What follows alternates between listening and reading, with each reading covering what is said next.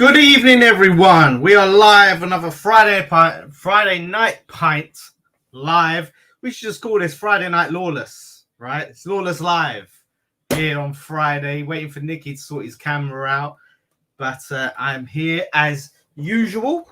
We will have a good show for sure. Lots to talk about. I say lots to talk about. Do it every time. It's going to be one of them shows, actually, where it's not much to talk about because international break. But surprisingly, there is some stuff like we're still trying to sign players, considering it's, what do you call it? The season's, the window's shut. Oh, here he is. It's the best I can do. The camera's not working. Well, it looks like it's working to me. It's a different camera. This should be this one up here. It's not the one with the dot on, is it? The mark. No. Infamous camera's dot. No. It is just the laptop computer, the camera, so it's not the best, but it is what it is. It is what it is. It is that you need that on a bloody t-shirt, mate. The amount of times you say that, honestly. What do I need on a t-shirt for? It's my catchphrase. It is. It's your catchphrase, mate. What would be my catchphrases? What would be your catchphrase? You know, I say that every time I do a video. I'm always saying, you know, your catchphrase. Yeah. Yes, is that yeah. Yeah, probably. There's a few. People will probably notice more than we notice. Yeah. But yours is definitely every time. It is what it is. Anyway. It is what it is. Yeah, it is what it is. It is what it is. And welcome back to Friday Night Pint, first one of the season. Thank you. It's a pleasure to be back. After loitering around my local area for weeks. Put some more context on that, please, because it sounds like I've just been outside your house, noncing about. Yeah. Obviously, he has been working in my area, so I've seen Nicky about this week, and now he's out. He's out of Dagenham. He's free. I'm out. I'm here now. I'm here for the foreseeable. There we go. So, like I said, we've got some bits and pieces to get into. As I was just saying, West Ham, we're still trying to sign players. Even though the window's shut, the free agent market is open. And we're looking at a centre-back. And the three that apparently we're looking at is Matip, John Egan, who used to be for Sheffield United, and Hummels, who used to be Dortmund. So, three different centre backs there, but we're looking for cover. Obviously, we've let Zuma go, we've let Ogbonna go, and we've got three senior centre backs, so they're looking for someone as cover. And those names, interesting, all over 30. I think Matip is 33, Hummels is 35, and I think John Egan might be around 33. I'm not sure. Hummels is going Roma. They are three interesting. They are three interesting names that have come up there. I mean, it signed for Roma. Hummels, never mind. Hummels is out of the question. But I'm just saying that's the one I wanted. That's the one I wanted. They are three interesting names. Obviously, Hummels has got a good pedigree. Coming from Dortmund and that. Good centre back, but Joel Matip is nothing to be, to turn your nose up at. Never heard of John Egan. I'll be honest, I never heard of him. I couldn't say I'd seen him play. I couldn't say I was a fan of him. Couldn't say what he would offer. But Matip is the one that really interested me because Matip is very high regarded. He was still well regarded at Liverpool. Not that means an awful lot. When it comes to signing players once they've been released, because they have been released for a reason. But I don't know. I don't know if it was the smartest thing to be letting. I know they wanted Aguerd off the books. I know Zuma was going to come off the books. I know Ogbonna was always going to get released. But I don't know whether it's it was smart to let them free go. The only reason I mean, obviously they was going to let Ogbonna go anyway. The only reason he's gone to Watford, hasn't he? So he's still playing. Yeah. So maybe we could have given him another 1-year contract, as we like to do. But it is what it is. He got released. But I don't think it's the smartest thing to let every one of them go without, securing something in place. Because if these three players end up going elsewhere, we're stuck. We're stuck with what we got. And 2 injuries there, and we're fucked. Yeah, no, that's it, and that's why, yeah, that Aguerd deal. Like, if we'd have got a decent fee for him, yeah, but we've let him out on loan, which was The only silly. reason, Yeah, the only reason I could think that they would let him out like that is that he was starting to kick up a fuss. When it came to the end of, I mean, I've never been a massive fan of Knife Aguerd. I think he was quality when he first come in, but again, I think he went down the route too much like Issa Diop. I think he was very, very weak in physical battles. I think he was, once someone started getting a bit physical with him, he started losing his sense of positioning. I think he started to bottle it a little bit, to be quite honest with you. He was a good player. With all due respect. Everything I read, it weren't him pushing to leave. It was us pushing to move him on. Push him to move him on, yeah. But there must be some sort of like attitude problem there. There must be some sort of falling out. I just think it's that. I think it's a quality issue, or it's how he fits, into the team. Like, yeah, I don't think he does. I don't think he does. I don't think he's very. Yeah, I just don't think Lopetegui or fancied him. I just don't think he was fancied. Yeah, but it wasn't. It wasn't just Lopetegui, was it? It was Moyes as well. Moyes sort of like started to sort of because he was making too many mistakes last season. This is exactly what I was saying. Yeah, this is exactly what I was saying. He's not. He's like Issa Diop. He's quality in certain situations, but I think the pace and the physicality of the Premier League is not suited to a player like him. That's what I would say. Apparently, John Egan has played for West Ham in a behind closed doors friendly against Dagenham and Redbridge. Yeah, I did hear that. So it's obviously he's the one that we're. I heard we won 5-0. I heard it was Ings scored an hat trick, and Irving scored the other two. Yeah, so he has played. So they're obviously looking at him, but we'll see. Yeah, I mean, I think it was X reported that he played okay according to people at Egan. He didn't like pull up any trees, but he played okay.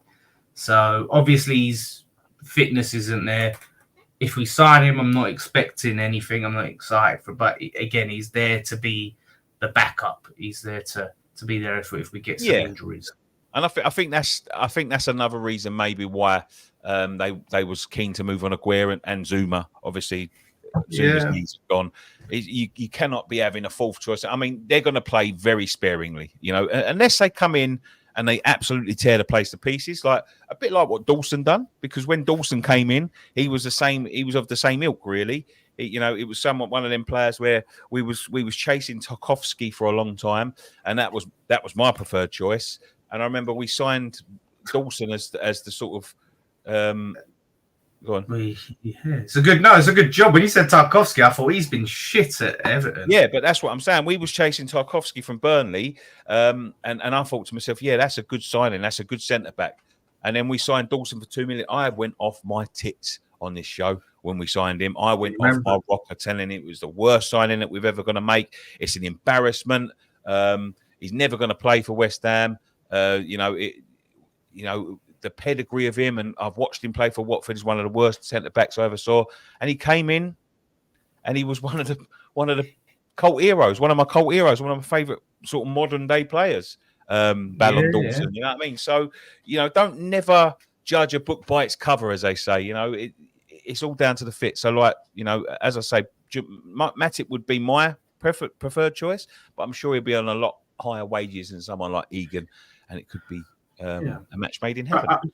I've seen people like sort of losing their shit, like where we've been linked with these centre backs, because of their age, and going, oh, look at, I thought we were supposed to bring in the age of the squad down, signing more old players than Moyes did, this, that. Like, how many young free agents out there? How many young there's none. Agents, centre backs? Even we narrow it down there. How many centre backs there are young we can bring? It's literally just a short-term solution, just for numbers, to make sure we've got the cover, because Lopetegui likes to have a big squad. He likes to have that cover.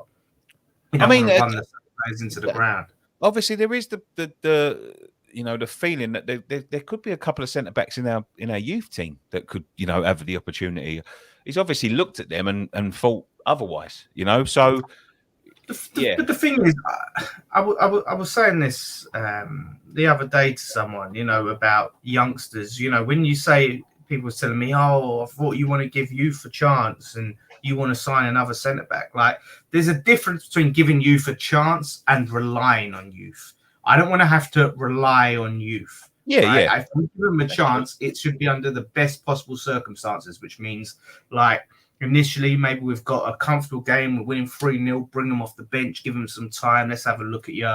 Maybe you got a cup game against a lower league side. You can put them in with some experience. Not like, oh, shit, we have to play this youngster. Like, you're the man now for the next few weeks. You need to perform. If you make a mistake as a centre-back, that's going to lead to a goal. So, and Casey, like, to me, people talked about Casey. I think he was the one out of anyone, one of the ones that needs to go on loan the most, because he needs to bulk up. Like, you look at him defending against some of the units in the Premier League, he's way too slight. Defending against anyone in the Premier League is never easy. I remember Declan got a bit of a lesson in his first or second game playing centre back. I think it was Lukaku, didn't it? Run him ragged. He had to come off at half time. Yeah. Yeah. I think it was anyway. It was someone. He played at centre back. He made a bit of a mistake, and it sort of knocked him a little bit. And listen, Declan's never made a mistake twice, but he got bullied a little bit and got pulled at half time.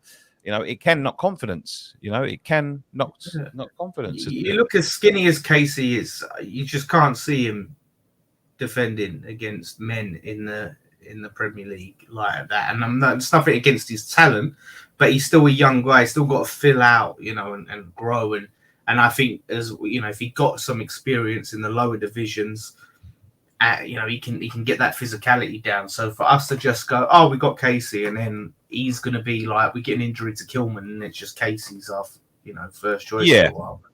That could be a real tough situation that affects his development, So someone said this Reece Oxford. No, I'm sure it happened to Rice as well. It might not have been Lukaku, but he definitely spent a game at centre back and got bullied and got yanked at half time. I was there. I remember it quite clearly. But see, all about the Alvarez cover.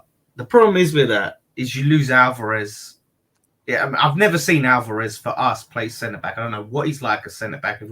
He can cover. So, but we lose him in midfield where he's really key. So you're weakening a key area of the pitch. I'm sure there's cover. But that's what I'm saying. What's the harm in signing a free agent? Like, why say, oh, Alvarez can cover, so there's no point signing a free agent? I don't see the harm in it. I don't see why people are kicking off about it. Newcastle away, Rice was. Yeah, there we go. I don't see the harm in it. If we've got a space in our squad, we've got money, go and sign him. Yeah, and all right, people saying that. People lose the shit about Egan. He's cover. Don't panic. Yeah, our biggest scrub is not getting Duran. Yeah,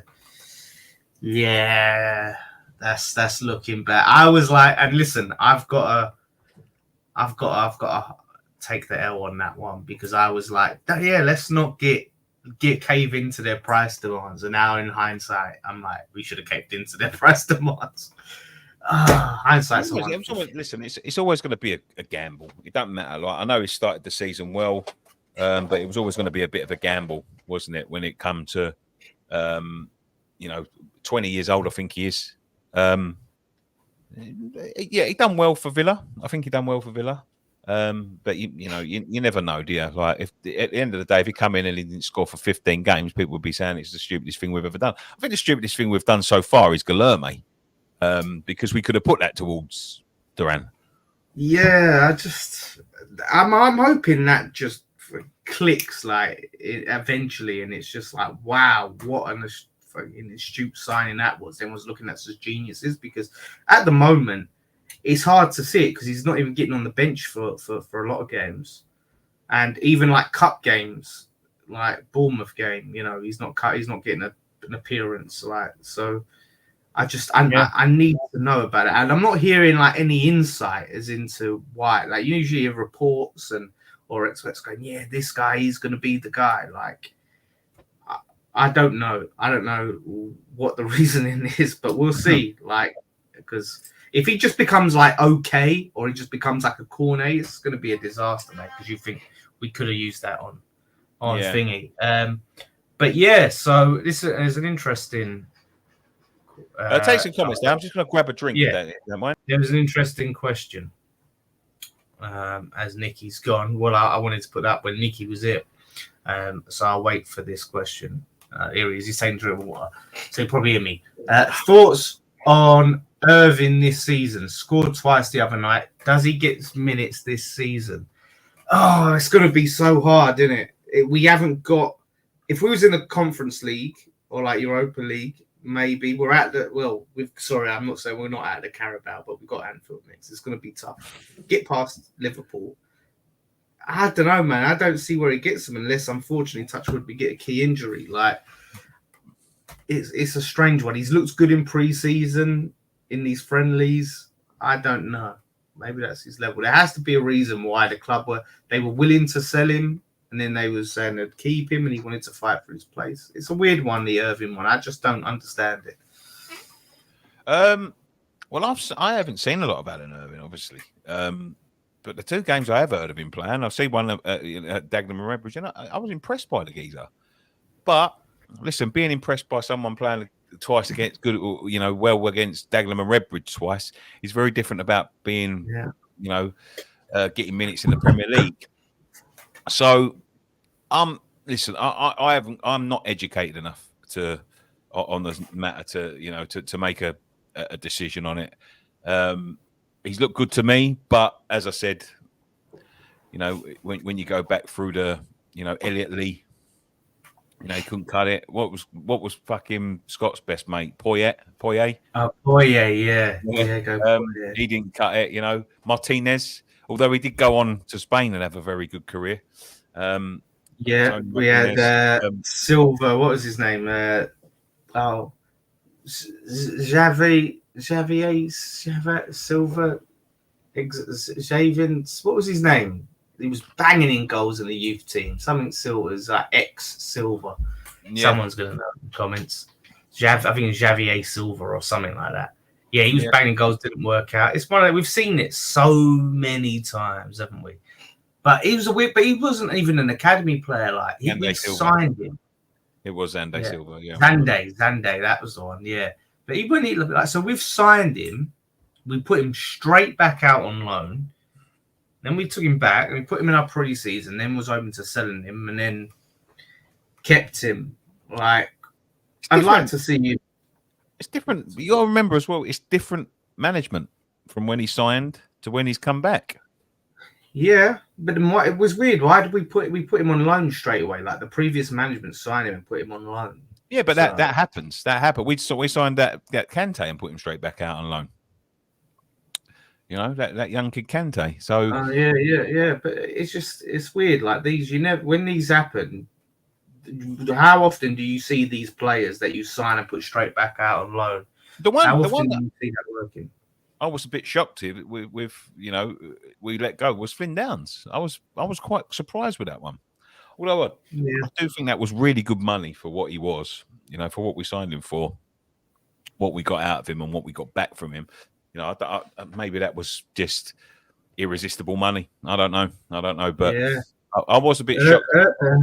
Irving in place of who? Can't say. Yeah, what? We ain't got AFCON next year, have we? You could have.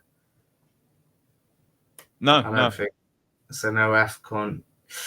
Yeah, it's a tough one. Like I said, it's too that part of the pitch is too deep. I would give him a chance over Suchek just to see him with the good players around him.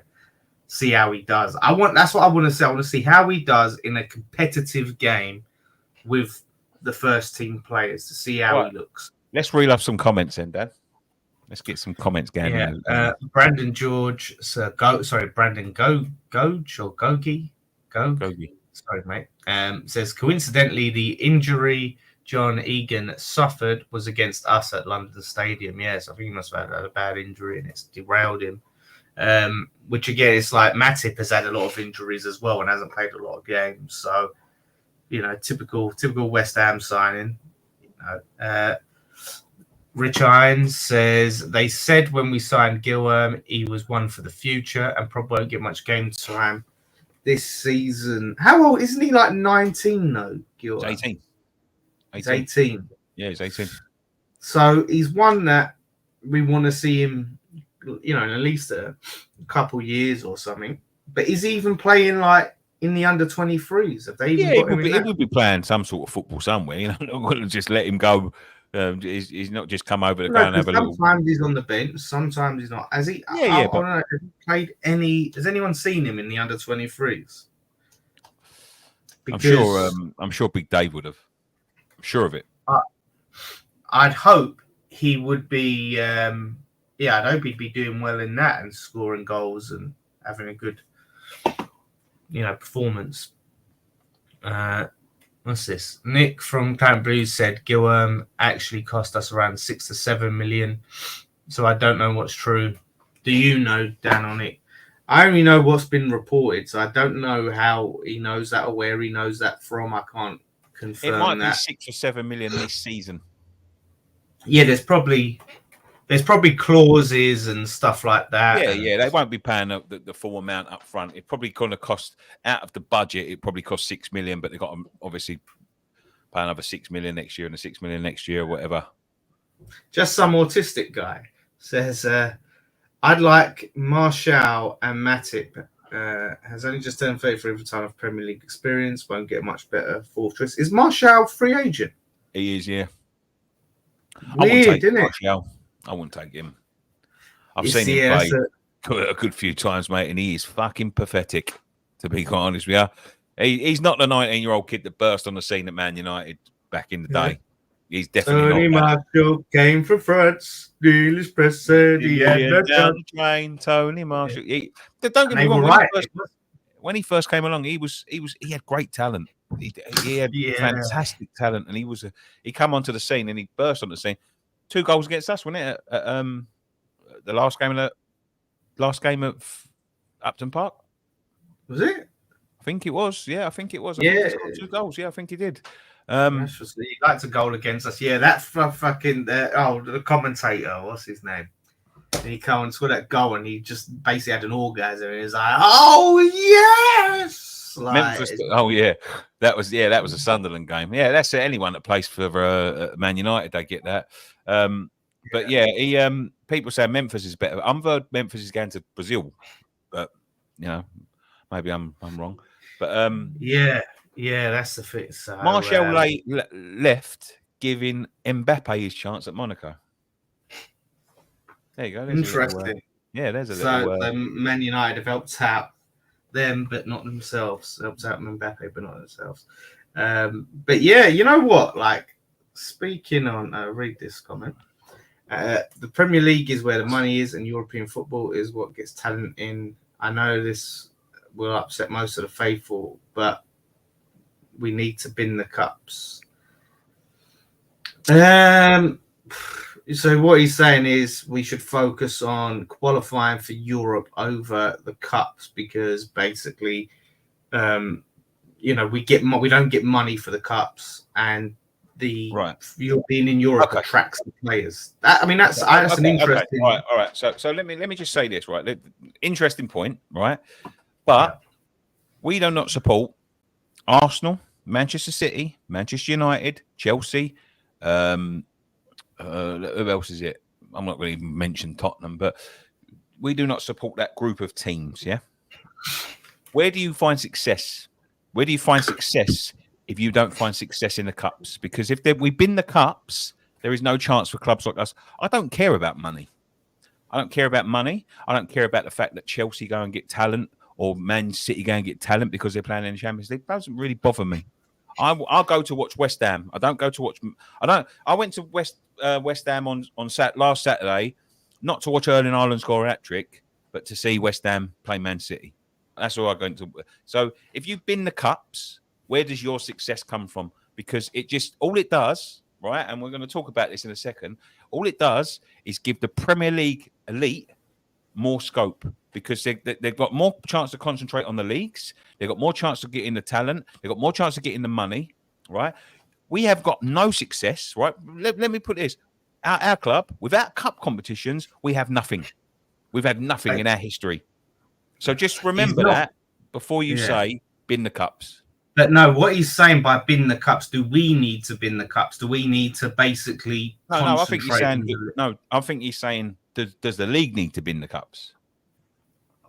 Well, I don't know. Yeah, I don't know. If he's saying that, then yeah. But I think he's talking about we. Put it up again. Let me just break this down. Put that comment up again if you still got it. Right. The Premier League is where the money is, and European football is what gets talent in. I know this was upset most of the faithful, but do we need to bin the cups? Yeah, West Ham faithful. That's right. Yeah. So why would we need to bin the cups? Because we ain't in Europe. I don't give a shit about Premier League money. I don't go to football to watch David Sullivan fill his pocket with my money. I go to football to get some sort of success. He's saying bin the cups. Without the cups, West Ham have won nothing. Not a single thing. Yeah, but we've already won them. So what he's talking about, let's play devil's advocate here. So what? So just because we've won them. Well, you've been on your soapbox, right? I'm gonna poke holes in your argument. I'm gonna back up Matthew here, right? And here's the thing. So the benefit is, listen, I agree. I want to see us win trophies, right? I do want to see, but in terms of the long-term benefit to West Ham to build something, right, is us going out and say you concentrate on the league, you get into Europe, right? Okay, getting more money, it's not going in our pocket, right? But it goes to the club, it goes to players, FFP, all of that. We can build a better team. Being in Europe, we attract that talent. That's a cup we're in, by the way, a European cup. So we get to attract talent because we're in Europe. We get to have more money to spend on that talent, and we get to grow West Ham into a team that maybe could be capable of challenging for these cups seriously in the future. Because right now we're in the cups. We ain't been to a final in a domestic cup since 2006, nearly 20 years. So the benefit of what he's saying is, I wish he would come and clarify this just so we know, but he hasn't said anything, is if we bin off the cups as in we put out a shit team and we just don't care and we focus on league, we maybe build something for the future. That's the thing. We build a stronger team rather than, you know what I mean? Like short-term pain, long-term gain. Like, do you not see? No. Do you not see any benefit to in the immediate future, or instead of we get to like the semi-final or whatever, but we go right? Let's focus on one game a week instead of traveling. Like we said this, that they've fucked it up anyway. The Carabao, so the teams that are in Europe get an advantage. Yeah, so for us to get they're swinging it either way, right? So, go on. No, but I'm saying, so that's the thing. If they get an advantage, we get into Europe, we get that advantage. So it's all bollocks anyway that they're trying to make it an even more of an uphill battle. So I think there is a merit to what he's saying. Focus on. I don't, not for me. Getting up the table. I go to every season, and I go every season and I pay my season ticket money, and I go to every away game, and I go to the cup games, and I pay all of this money because I want the chance to go and see my team at a final and win a trophy. I'm not binning nothing for the Premier League, and I'm going to tell you why in a minute. But I'm not bringing nothing for the Premier. I don't give a shit about the Premier League, and I really don't give a shit about the UEFA competition either. You fucking love to win it, though, wouldn't you? I'd love to win them both, mate. But they are not suited or tilted towards us winning things like that. Well, neither is the Carabao or the F. We've just no. But you've got a better chance because they will take that lower in their priorities. But the thing is, we've got such a better chance. When's the last time a team outside the Big Six has won the FA Cup or the Carabao? Swansea in 2012, I believe it was. Yeah. So one team in the last 12 years, and then before that, we and that's how long ago you had the occasional. There's been teams in finals, like Birmingham have been in a final. I think Wigan. Birmingham won the Carabao like 2000. Yeah, but that was moons ago. Again, they beat Arsenal. That's what I'm saying. But that's what I'm saying. But you do get them in the final. You've had like a League One club in the final, a League Two club in the final recently. Who was it? Or the semi-final? One of the two. Was it not? Bradford or someone like that. You look the last 10 winners of the FA Cup, the last 10 winners of the Carabao Cup. Yeah. The last 10, you had Palace that's just the way football is. But, you know, give me the last 20, 30 years of the Premier League and tell me when one won it outside the top 6. That would be Leicester. By chance, by fluke. I don't think they. So you've got less chance of winning the Premier League than you have got of winning a trophy. Yeah, but what I'm saying is, Dan, I don't not give a shit how high West Ham finish up in the league. I don't give a fuck. All I want to do is get into Europe, win a trophy, win something, and get as far in the competition. I don't give a fuck about how much money it provides. No, I don't. How can you? But if you start winning trophies, when do the likes of like the League One and the League Two teams get their chance of success? They don't. Well, they got the Johnson's paint and the fucking. Oh, what's that? Cool, nothing. They're never going to win. You know, football is so far removed from what it began with. You know, it's about dreaming. It's about taking the chance of dream. It's so far removed from that anyway. And if you start to fucking take away these trophies and take the Premier League clubs out of trophies, it's just separating football once again. Realize these cup competitions, they don't want a Portsmouth or a Coventry. No, you're right. They don't. That's not going to get the eyeballs. It's not going to get the views. They want the Man City. I know. No, listen. I know what they want. Yeah, but there is more chance of that not happening. But they stack the odds. They do stack the odds. Yeah, they stack the odds. It's corrupt, you know. And I said that. I called this out the other day. It's fucking corrupt. It's corrupt. It's not people like us I feel sorry for. Look, at the end of the day, we could go up to Anfield in a couple of weeks' time and win. Yeah, it could happen. Like it might be. Imagine you get a West Ham Huddersfield final or something like that. Yeah, good. I hope it happens. Oh yeah, so do I. But that's what they want to prevent. They don't want that. So but that's what I'm saying. It stacks the odds. I don't understand where they come from with that draw. You know, they can't play each other because of the Champions League and all. They've got to play the games anyway. So why can't they play each other? Yeah, that's it. I don't really understand it. Like they've got to play anyway. They've got to play the game. So why can't they play each other? Yeah. Yeah, that's no idea.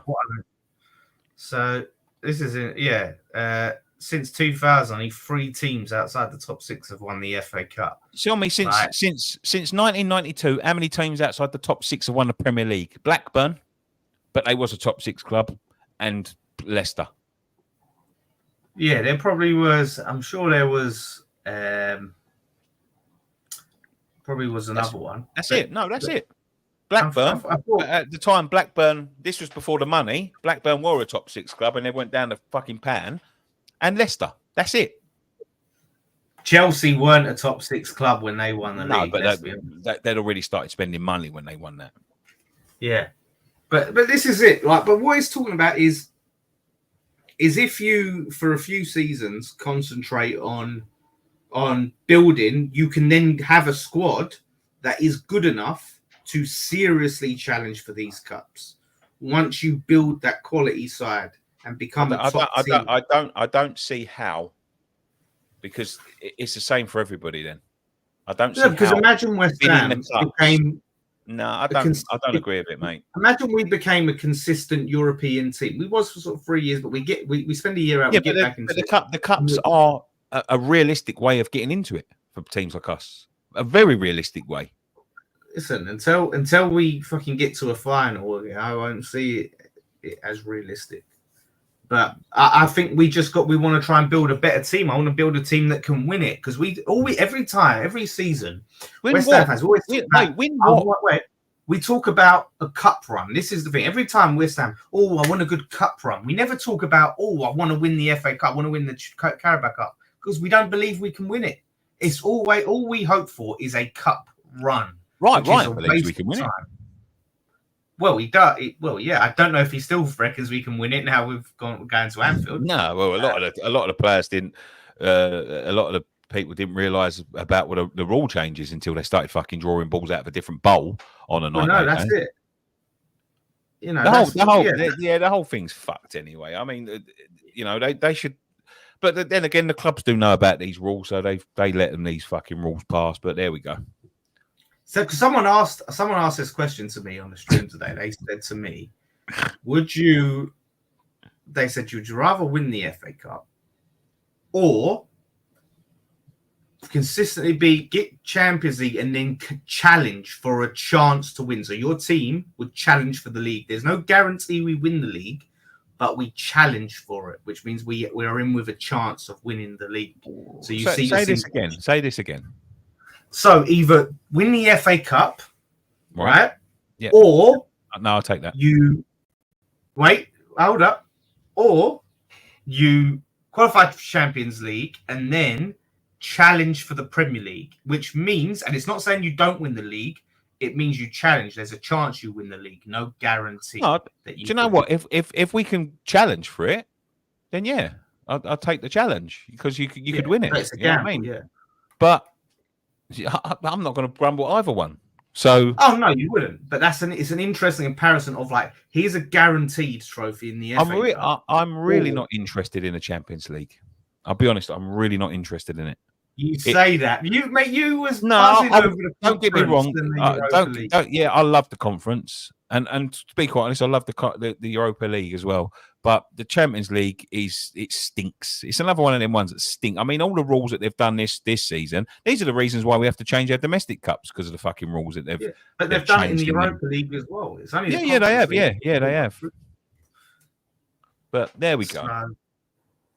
So no, what I'm saying is not Arsenal last season. I'm saying so. The offer is, we're giving you a chance to win the league, but there's no guarantee. You're in a challenge, you might win it. I'm not saying you're going to finish second. We're going to definitely finish second.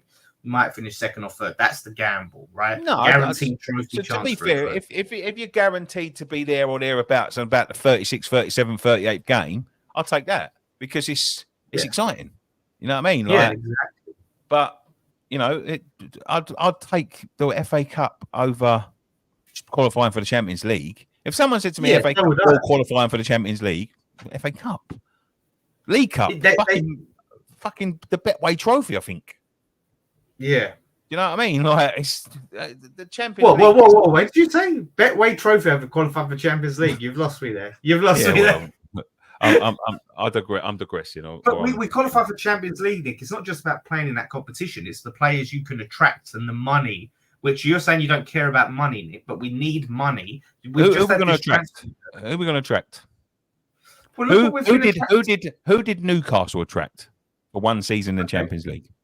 But look who we've attracted. Like it's not that they haven't attracted; they haven't spent. They attracted Gahey, but they couldn't get the deal over the line. But Gahey wanted to sign for him. We could attract Gahey.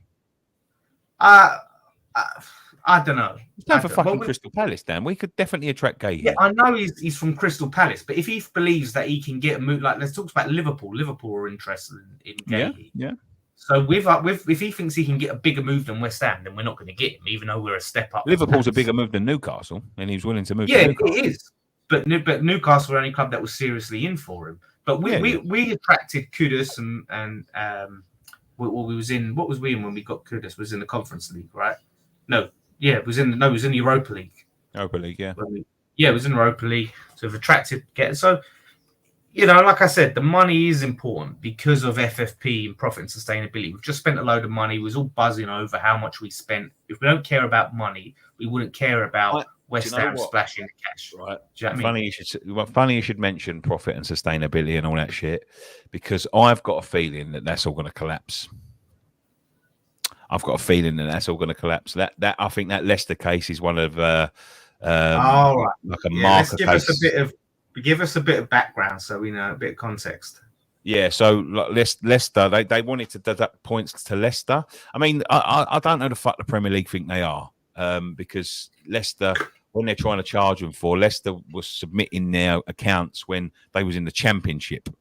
But they're saying, well, it's to do with when they was in the Premier League, but they're no longer in the Premier League. So what the fuck's it got to do with them? Do you know what I mean? Like, but Leicester have won, and they've come out and said they're surprised and disappointed that they can't deduct these points from Leicester. Now, disappointed, yeah, and that statement there. That sums up the Premier League for me. They're disappointed that they can't corrupt their own competition by taking away points that they've earned through footballing matters because of a fucking accounting error they made 2 years ago. Now, they're the ones that put these fucking rules in place. Yeah, they're the one that sustain these rules. It's different.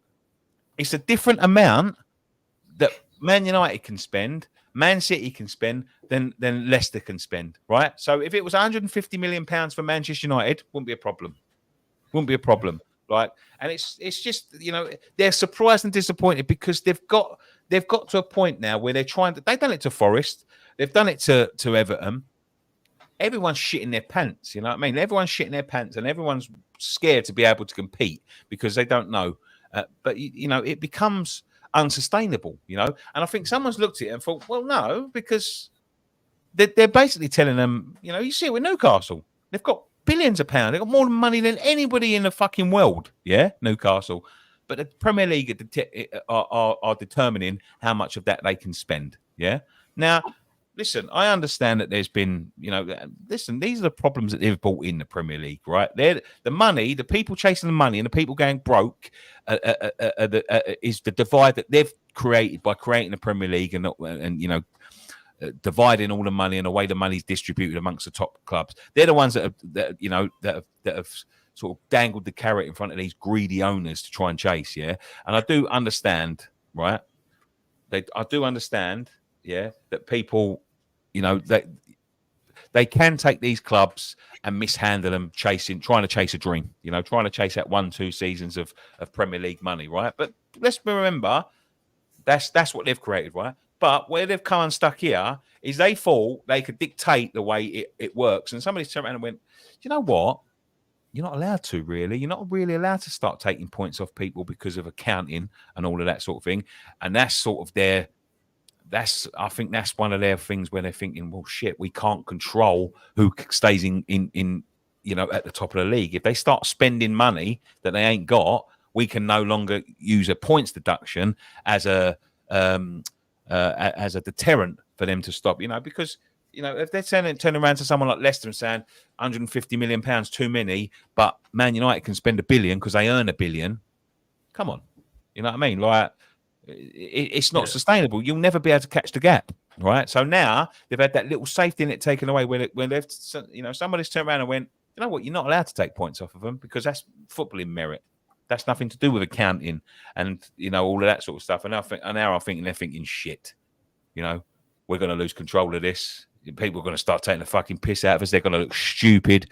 And long may it continue, to be quite honest with you, because the Premier League are a fucking disgrace. They've been a disgrace since the day that they fucking started this league. They've made so much, you know, there's the money that is distributed upon the top leagues and the money that see old establishment, old community clubs go bust over, you know, money that they pay a single player in a week. It is fucking disgraceful. And they've killed this game. They've killed this game as being anything but competitive. And I hope an independent body comes in and fucking rips that power away from them because they don't deserve the power because they've abused it.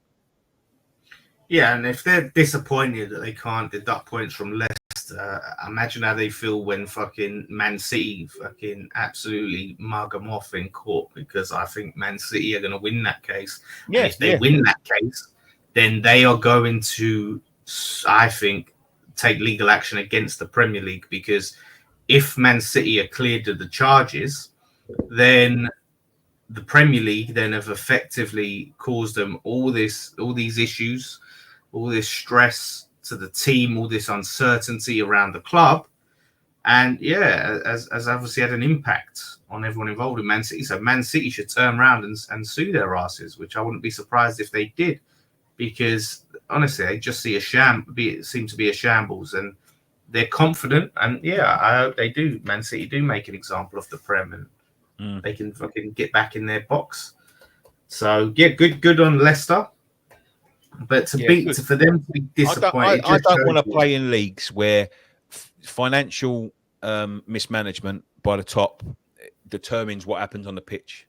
You know, I felt sorry for Everton. I felt sorry for Forest last season when they was, that they was deducted points because it didn't really affect what happened on the pitch. I think it was something to do with Everton, was something to do with their stadium and some loan that they took out. Them things.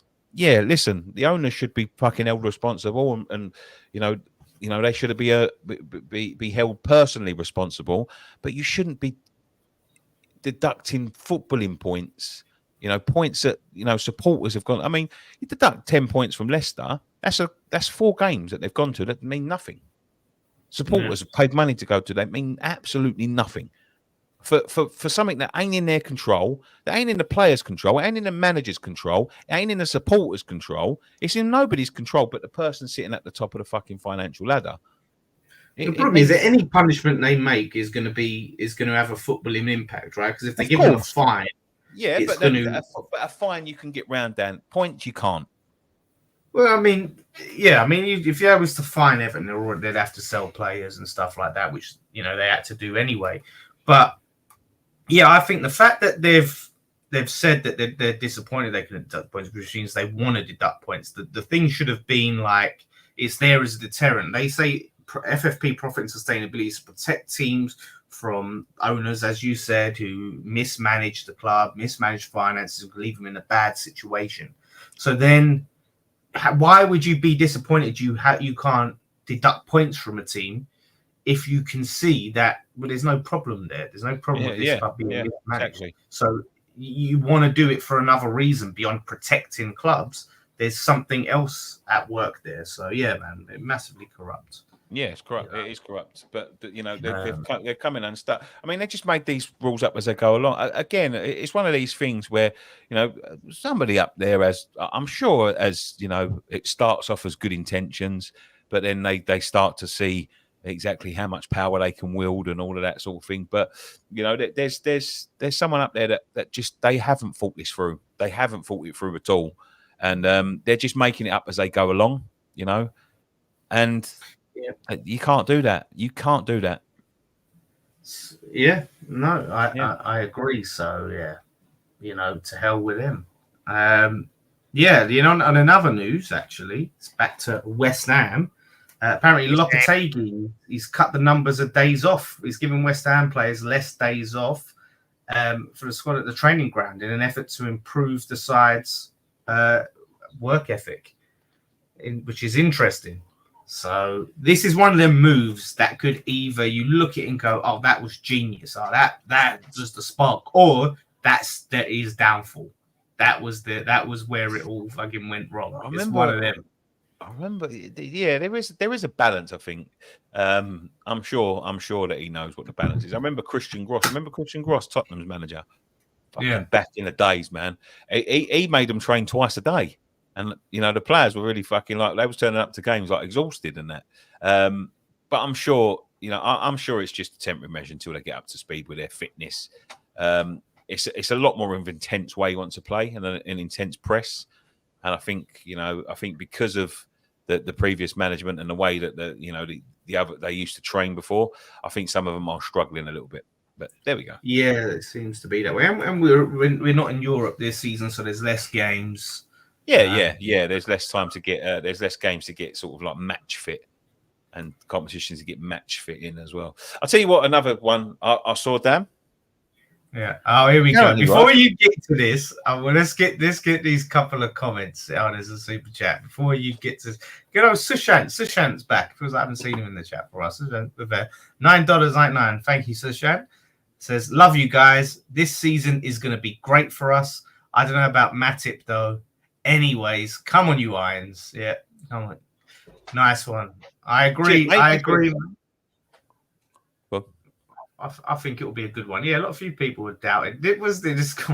Jordan, bald people are known to be more powerful once they've grown a moustache. The peculiar beings have only been known to be sighted within the realms they call Essex and ready for battle. Is that right? Interesting. I've had a moustache before. I definitely felt more powerful. There we go. You felt more powerful with a moustache. Yeah, When you say I mean, does this, if it's connected, is this a moustache No. or I'm is talking it about moustache. Moustache. just on its own? Yeah. Oh, I'll give it a go. I'm not allowed to do it anymore. My wife won't let me do it, but I'll give it a go. But there we go.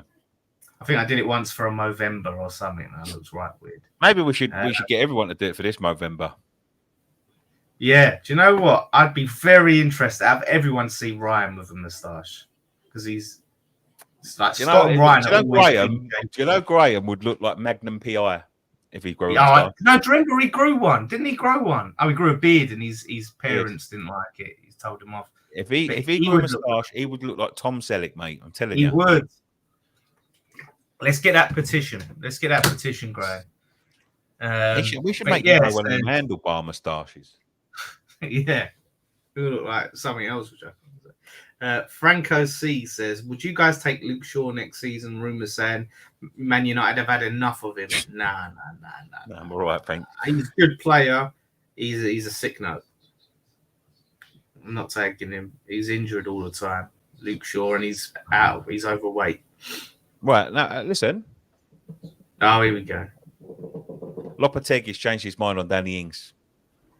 I need to see this, like, because you've sent me this screenshot. I want to see like the official, because I don't buy it. Lopetegui, he wanted him out. He's watched him a few times. He's thought, nah, do you know what? He's got a future at this club, man. I'm going to give him the chance to turn his club around. I told everyone. This, according to Give Me Sport reports, he's taking a U-turn. According to Give Me Sport, these are the level of sources that Nicky. This is how desperate he is. No. That's a report. Yeah, Give Me Sport is a decent publication. Oh yeah. Yeah, absolutely. It's up there with the Daily Star and it's up there with the Sun and all of that, you know. But no, honestly, Nanny Dings. Someone said Nanny Dings. It's reputable. It's a good publication. It's a well-known publication, and they said Lopetegui has made a U-turn on Danny Ings, and he wants him to revitalise his career, and he sees that he's got some potential there to get his career going. Yeah, well, to get his career going, it's nearly at an end. Sorry, back on track. Yeah, honestly, like strength. If he starts playing him, I'll believe it. Like if he starts actually playing the guy, but after all 18 months, nearly, I think 20 months, nearly, he scored 3 goals. And yes, obviously, Lopetegui, different manager. Maybe he can tailor the team to him, like I'm hoping he does for Fulkrug. There seem to be, I just Danny, fucking that's how serious I'm getting. Danny, I've seen him. Yeah, I've seen Ingsy, a different player. I've seen a different player in him. Honestly, don't get me wrong, Dan. Look, listen, I was as critical as anybody of Danny. He's your Nordvite. I've got to turn around and say, I have been impressed. Yeah, I got impressed with him playing in the number 10 role last season. I don't think David Moyes gave him a fair shot, but when he's come back this pre-season, he's impressed me. He's impressed me. His energy's impressed me. His touches have impressed me. I'm telling you now. Touches. Oh, he's had great touches. Do you know what it was? I'll never forget. He's had great touches. He's not slow. He's not as slow as Fulkrug, that's for sure. You know what? I remember the very moment you turned to this like Danny Ings lover. Obviously, I think when we signed him, you was happy. But what really done it for you was that one game in Europe when he played in the 10, and ever since then, that was it. I thought he was good in the Conference League semi-final when we won away. I thought he was brilliant in that game. Brilliant, even. Yeah, he was brilliant when he came on. Yeah, he was. I mean, I think that we couldn't get rid of him. It's more than likely. And he's probably thought, well, if you can't beat them, join them. Yeah, my U-turn is I want to sell this man. Oh, the transfer window's closed. Right, I've done a U-turn and I want to keep him because I have to. Like I said, unless I see him play, I don't think he's a bad player. He can score a goal, but he's just got to it's not that he misses like loads of chances, like maybe you see in Antonio. He's just never there to take the chances. Like he's just never where you need him to be at the right time. We'll see. Yeah, we'll see. He scored 3 goals yesterday. That's it. Can he play Dagenham and Redbridge every week? Like that, you know what? Dagenham and Redbridge, they're a special team because when you've got a player that just can't score goals, like just have Dagenham and Redbridge just pop up and like Hugh Gill. Do you remember Hugh Gill? Yeah. It just Dagenham and Redbridge came, and they've been the same for like. Scored a goal since? Yeah, do you know what? I think when he went down to the Championship, he got better. He went to Norwich, didn't he? No, we went. I think he went. Didn't he go QPR then Norwich? I think he went QPR, and he had like a decent season for the Championship, and then he went Norwich, and I don't know if he was. I think he went Norwich, and he weren't as good, if I remember rightly. Right, let's take this super chat. We ain't winning the league, but we are a great crowd to be around. Would not swap that fan base for anything. No, absolutely, mate. Some people are dickheads. Don't get me wrong, but. Oh yeah, every club has them. Every club's got them, but yeah. Arthur Bushby says, "Got Oasis tickets? Anyone want one?" Yeah, I've got some. I've got 3. No, I didn't. I got 2. Yeah, you got 2 tickets to Oasis. Yeah, I got 2, 2 or 3. Did I get 2 or 3? I don't know. I got some. I got as many as they let me put in my basket to Oasis. But I stuck them in my basket. I've bought them. I'm going to Oasis, mate. But they've pissed me off a little bit with the way they've acted over them tickets, right? It's a bit fucky. It's a bit shambolic, to be honest with you. They've gone down a little bit in my estimations. Yeah, weren't their Gallagher's kicking off at Ticketmaster or something? No, what's the Gallagher's doing? Fuck all. They've got to agree to that thing. They do this thing on Ticketmaster, what they call dynamic pricing. So as soon as there's big demand on it, yeah, they take a section of the tickets and they raise the price up like significantly, right? So yeah, basically like a flight. When you book a flight. Yeah. So they took them from 150 up to 350. They never told anyone they was going to, what they're going to do. When obviously the Oasis tickets are going to be in demand anyway, right? Yeah. So they knew they was going to do this. What's their reason for doing this? Oh, to take that power away from the touts. Well, what for? Do you know what I mean? Like, just keep them at the same fucking rate, and then everyone can have a fucking shot at getting them. Like, it gives the touts less money. Like, there were some people that got onto the site. I know people that got onto the site that they wanted 4 tickets. They had a chance to put 4 tickets in their thing, and they had budget for 600 quid, which were what they were, yeah. And they ended up being like 1,400 quid, Fucking hell. Yeah, and it's like, that's better. And then the excuses were like, yeah, well, it gives more money to the bands. Well, I'm sure the Gallagher brothers don't need fucking money.